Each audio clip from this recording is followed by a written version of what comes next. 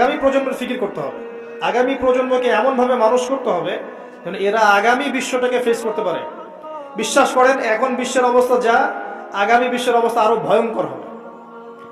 যদি আল্লাহ না করুক, আমরা দোয়া করছি যেন আল্লাহ না করে, যদি আল্লাহ না করুক ইউক্রেন আর রাশিয়ার যুদ্ধটা পারমাণবিক যুদ্ধের দিকে যায়, বিশ্বের অবস্থা খারাপ আছে। এটা যারা জিওপলিটিক্স পড়ে, পলিটিক্যাল সায়েন্স পড়ে, যারা রাজনীতি করে তারা জানে বিষয়টা। মিলিটারি সায়েন্স যারা পড়েছে তারা জানে একটা নিউক্লিয়ার যুদ্ধ বিশ্বের প্রেক্ষাপট চেঞ্জ করে রেখে দেবে।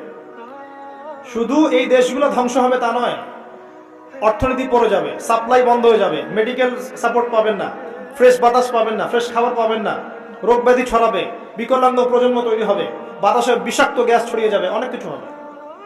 একটা পৃথিবীর কাঠামো নষ্ট হয়ে যাবে এবং বিশ্ব এখন দাঁড়িয়ে আছে সামনে, যুদ্ধ অলরেডি শুরু হয়ে গেছে। একটা হাদিস আমি বলে দেই, আখিরুজ জামানে মালহামা হবে একটা। এই হাদিস এখানে যুদ্ধের নাম বলা হয়েছে মালহামা। মালহামা শব্দের অর্থ মহাযুদ্ধ। অন্য একটা হাদিসে এসেছে 80টা ফ্ল্যাগ, কয়টা? 80টা পতাকা একত্রিত হয়ে যাবে যুদ্ধে। আর 80টা পতাকাকে একত্রিত কোন সংগঠন করতে পারে বলেন? United Nations. জি, ওরা করতে পারে, জি ওরাই করতে পারে। 80টা ফ্ল্যাগকে একত্রিত করতে পারবে, কারণ ওয়ার্ল্ড এখন একটা ভিলেজের মতো। এবং এটা এত ম্যাসাকার যুদ্ধ হবে যে 1/3 মানুষ মারা যেতে পারে। পৃথিবীর 1/3 মানুষ গন কেস, একদম ডেড। আর এত মানুষ কখন মারা যেতে পারে? ঢাল তলোয়ারের যুদ্ধে কি মানুষ এভাবে মারা যেতে পারে? নবী সাল্লাল্লাহু আলাইহি সাল্লামের 23 বছরের জীবনে 100-র মতো যুদ্ধ হয়েছে না? ছোট বড় মিলে, গাজবা সারিয়া মিলে হিসাব করে দেখবেন 10,000-এর বেশি মানুষও মারা যায়নি। হ্যাঁ, যায় নাই এতগুলোতে। কিন্তু আপনি দেখবেন জাপানের হিরোশিমায়, নাগাসাকিতে এক একটাতেই শেষ, লাখ লাখ কোটি কোটি মানুষ শেষ। শুধু ভিয়েতনাম যুদ্ধে এই পশ্চিমারা কতগুলো মানুষকে হত্যা করেছে দেখেন, চীনে মাও সেতুং কতগুলো মানুষকে মেরেছে দেখেন, রাশিয়ার ওই যে কমিউনিজম বিপ্লব যখন হয়েছে তখন কতগুলো মানুষকে মেরেছে দেখেন, ইরাকে কতগুলো মানুষকে মেরেছে দেখেন, আফগানিস্তানে কতগুলো মানুষকে মেরেছে দেখেন।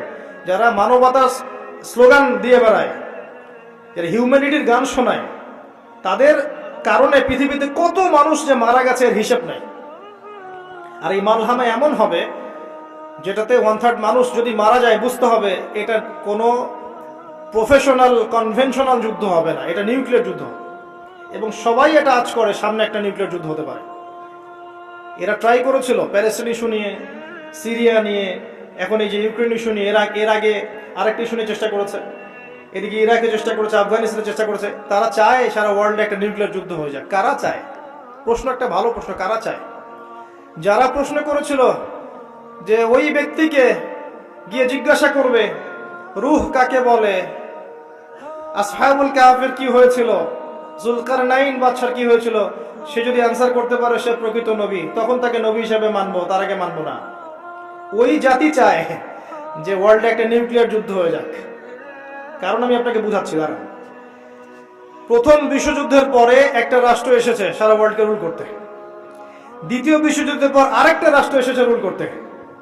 এখন নতুন কোন রাষ্ট্রকে রুল করতে হলে একটা যুদ্ধ বাঁধাতে হবে, তাছাড়া ওয়ার্ল্ডের প্রেক্ষাপট চেঞ্জ হবে না। গভীরতা বুঝে যান, ওয়ার্ল্ড অ্যাফেয়ার্স বুঝেন, জিওপলিটিক্স পড়েন, আপনি বুঝতে পারবেন। এবং এগুলো পড়তে হবে কোরআন সুন্নাহর চোখ দিয়ে, বাহ্যিক চোখ দিয়ে পড়লে বুঝতে পারবেন না। ওয়ার্ল্ড এদিকে যাবে, আপনার ম্যাসাকার একটা মালহামা আসবে। আমরা জানি প্রচুর মুসলিম মারা যাবে, প্রচুর, এই মহামারী দিয়েও এবং ওইসব আযাব গজবেও। আল্লাহ পাক মানুষ কমিয়ে ফেলবেন, অল্প মানুষ থাকবে। আল মাহদির সাথে অল্প মানুষ থাকবে, বেশি মানুষ থাকবে না। এবং এটা সুখবর নয় আমাদের জন্য, তিনি আসছেন, দুঃখবর আমাদের জন্য, জানেন? এটা সুখবর নয় কিন্তু আমাদের জন্য যে হ্যাঁ উনি আসবেন সব ঠিক হয়ে যাবে, এরকম নয় বিষয়টা। তখনকার অবস্থা ম্যাসাকার হবে, মানুষ তো ভাগ হয়ে যাবে, একদল তো তাকে অস্বীকার করবে এবং তাদের কাছেও দলিল থাকবে, যেমন এখন তাদের কাছে দলিল আছে। আরেক দল দেখবেন তার সাথে শহীদ, আরেকজন অল্প মানুষ বেঁচে থাকবে, এদের হাতে আল্লাহ পাক পতাকা দিবেন। কিন্তু এরাও দাজ্জালের অনুসারীদেরকে মারতে পারবে না। দাজ্জালের ফলোয়ার্সদেরকে মারার জন্য আল্লাহ পাক ঈসা আলাইহিস সালামকে নামাবেন পৃথিবীতে, এখনো তিনি বাকি আছেন। এখনো শেষ জামানার সবচেয়ে গুরুত্বপূর্ণ চরিত্র হচ্ছে ঈসা আলাইহিস সালাম, তার হাতেই মাসিহুদ দাজ্জাল মারা যাবে। আর আমি আপনাকে বলে দেই, মাসিহুদ দাজ্জালকে ফলো করবে এই জিউজরা, ইহুদিরা। এটা স্পষ্ট হাদিস, ইহুদিরা দাজ্জালকে ফলো করবে, স্পষ্ট হাদিস। এখন আপনি খেয়াল করে দেখেন, বিগত 100 বছর না, বিগত 2000 বছরে ইহুদিদের কোনো রাষ্ট্র ছিল না, কোনো রাষ্ট্র ছিল না। লাস্ট এই 70 বছর রাষ্ট্র পেয়েছে। এদের ইউনাইটেড ছিল না, সারা ওয়ার্ল্ড থেকে এক জায়গায় এসেছে এবং সেখান থেকে সারা ওয়ার্ল্ডের সমস্ত বিষয় ডিল করছে। এখন এরা অলরেডি মঞ্চ প্রস্তুত করে ফেলেছে, আর আমরা এখনো ওই যে হালুয়া রুটি সামনে খাচ্ছি। কথা বললে মাইন্ড করে, কিন্তু বাস্তবতা এমন। এখানে আমি জানি যে আমাদের কিছু করার নাই আপাতত, কিন্তু ইনশাআল্লাহ তাআলা যদি গোড়ার থেকে কাজ শুরু করেন, আল্লাহ পাক এমন প্রজন্ম নিয়ে আসবে ইনশাআল্লাহ, যারা ইসলামের পতাকা হাতে নেবে। দেখেন ইনশাআল্লাহ তাআলা এটা হবে। কিন্তু এখন সামনের দিনগুলো খারাপ। এখন আমি আপনাকে বলি, এই মাসিহুদ দাজ্জাল থেকে আপনাকে একটা সূরা বাঁচাবে, যে সূরার নাম সূরাতুল কাহফ। কোন সূরা? এই সূরা জুমার দিনে পড়া আপনার জন্য সুন্নাহ। আজকে জুমার দিন সূরা কাহফ মাস্ট বি তেলাওয়াত করবেন। আল্লাহর ওয়াস্তে অর্থটা বোঝার চেষ্টা করেন। আমি কোনোদিনও বলিনি যে কোরআন তেলাওয়াত করলে নাকি নাই, আল্লাহর কসম কোনোদিনও না।